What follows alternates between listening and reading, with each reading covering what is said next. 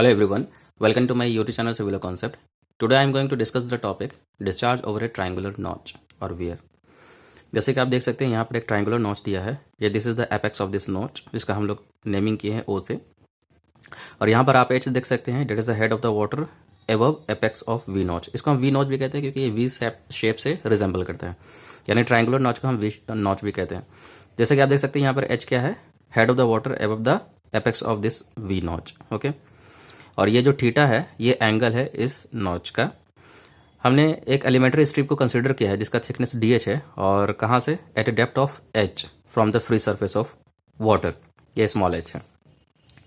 अब देख सकते हैं कि जैसे कि ये हमने नेमिंग कर दिया जैसे ओ ए बी सी, और ये जो आप वर्टिकल लाइन देख रहे हैं इस पार्ट को, यानी कि इस पूरे नॉच को दो बराबर भागों में डिवाइड कर रहा है, टू इक्वल पार्ट्स में डिवाइड कर रहा है।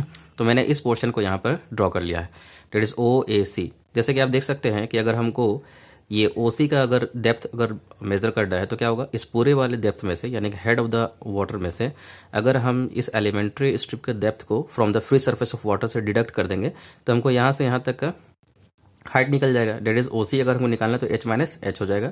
और ये जो एंगल है इस ट्राइंगल वाला पोर्शन को हम लोग थीटा बाई टू से यहाँ दिखाएं, क्योंकि ये बराबर भाग में डिवाइड कर रहा है तो एंगल को भी दो बराबर भाग में डिवाइड करेगा। अगर पूरा एंगल थीटा है तो ये हो जाएगा थीटा बाई टू, और इधर का भी थीटा बाई टू हो जाएगा। तो मैंने इस पोर्शन की बात किया तो यहाँ पे थीटा बाई टू आ गया। तो from the right angle triangle O A C से हम देख सकते हैं कि टेन थीटा बाई टू, यानी अगर हम टेन थीटा बाई टू इसके लिए हम निकालना चाहें तो क्या हो जाएगा, पी बाई बी यानी perpendicular by base. That is perpendicular क्या है, ए सी है, और बेस मेरा ओ सी है। ए सी को रहने दिए, ओ सी का जो वैल्यू है यहाँ से जो आया एच माइनस स्मॉल एच मैंने लिख लिया। हमको ए सी निकालना है तो ए सी इज इक्वल टू क्या हो जाएगा, टेन थीटा बाई टू में अगर हम एच माइनस एच से मल्टीप्लाई करेंगे तो ए सी निकल जाएगा। तो ए सी इज इक्वल टू हो गया H minus h into ten theta by to. अब हम बात करते हैं इस विथ ऑफ द स्ट्रिप की। तो अगर हम पूरा विथ निकालना चाहें तो ये पूरा यहाँ से यहाँ तक कितना है, ए बी लेंथ का है, यानी इसका जो विथ है, इसका जो थिकनेस है, सॉरी इसका जो विथ दिया है ए बी है, तो ये ए बी हो गया। लेकिन हम जैसा कि जान रहे हैं कि हमको ए सी का पार्ट यहाँ से कैलकुलेट कर लिए हैं, तो ए बी कितना हो जाएगा, इसका डबल हो जाएगा, यानी ए सी का टू टाइम्स हो जाएगा, two times of the A सी।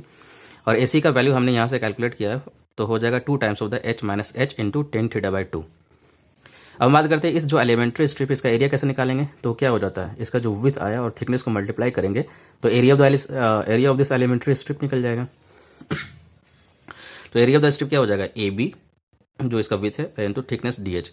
तो ए बी का वैल्यू यहाँ से पुट अप किए, to into h minus h into ten theta by two और थिकनेस डी एच। तो ये हमको एरिया ऑफ द स्ट्रिप यहाँ से निकल गया।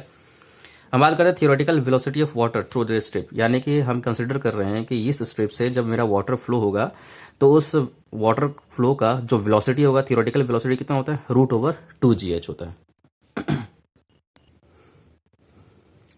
और अगर हमको डिस्चार्ज निकालना है थ्रू दिस एलिमेंट्री स्ट्रिप, जैसा कि ये जो स्ट्रिप हम कंसिडर किए हैं, तो इसमें से जब वाटर कम बाहर निकलेगा तो इसका जो डिस्चार्ज अगर कैलकुलेट करना है तो क्या करेंगे, d q is equal to coefficient of discharge into area of the strip into theoretical velocity.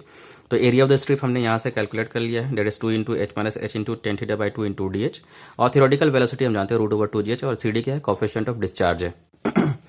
तो इसको सॉल्व कर लेते हैं, अरेंज कर लेते हैं, two into C D into h minus h into ten theta by two into root over two g h into d h. और अगर हम टोटल डिस्चार्ज निकालना है तो हमको इंटीग्रेट करना पड़ेगा, कहाँ से कहाँ तक, हमको यहाँ से यहाँ तक इंटीग्रेट करना पड़ेगा, यानी जीरो से एच, यानी पूरे डेप्थ ऑफ द वाटर के लिए हमको इंटीग्रेट करना पड़ेगा, तभी हमको टोटल डिस्चार्ज निकल सकता है।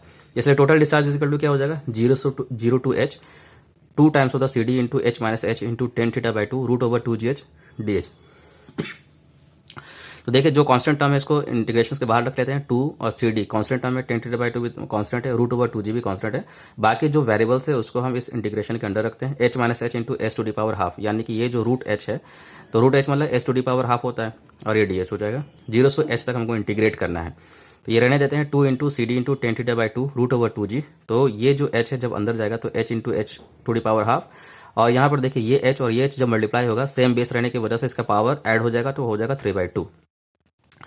तो इसको रहने देते हैं। अब हम इंटीग्रेट करेंगे तो हम जानते हैं इसको इंटीग्रेट किए, H into S to D power half plus one divided by half plus one आ गया, minus S to D power three by two plus one divided by three two plus one आया, और ये zero से H तक इसका limit है।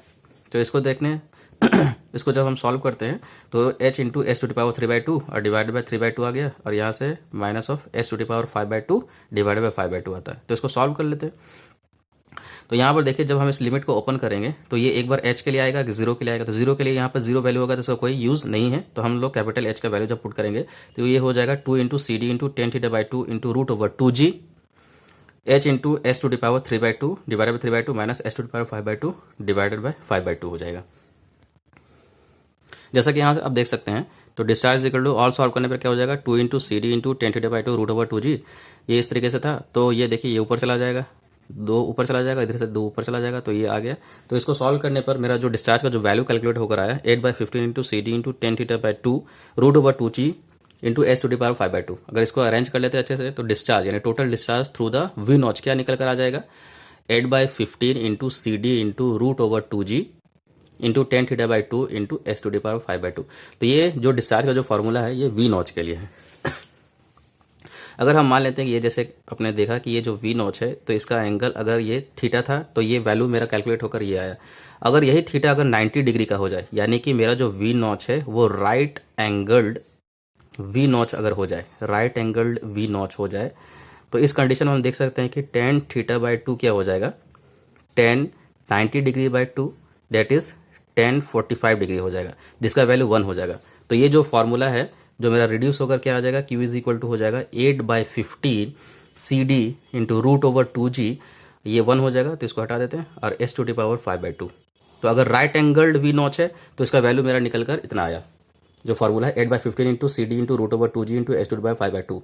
और अगर हम C D that is coefficient of discharge का वैल्यू 0.6 पुट करते हैं इस इक्वेशन में, तो यहाँ से जो वैल्यू निकल कर आया कितना हो जाएगा 8/15 सी डी का वैल्यू हम पुट कर लेते हैं 0.6 into root over 2g 2 into और g का वैल्यू अगर 9.81 पुट करेंगे और h टू दी पावर 5/2, अगर इसको सॉल्व करेंगे तो इसका जो वैल्यू निकल कर आएगा फाइनल वैल्यू तो ये हो जाएगा 1.417 into H to the power 5/2। तो यहाँ से अगर हम बात करें तो ये राइट एंगल्ड वी नॉच के लिए हम ये फॉर्मूला लिख सकते हैं अगर सी डी का वैल्यू अगर हम यानी कि कोफिशिएंट ऑफ डिस्चार्ज का वैल्यू 0.6 पुट करते हैं। So that's it for today's class. Thank you.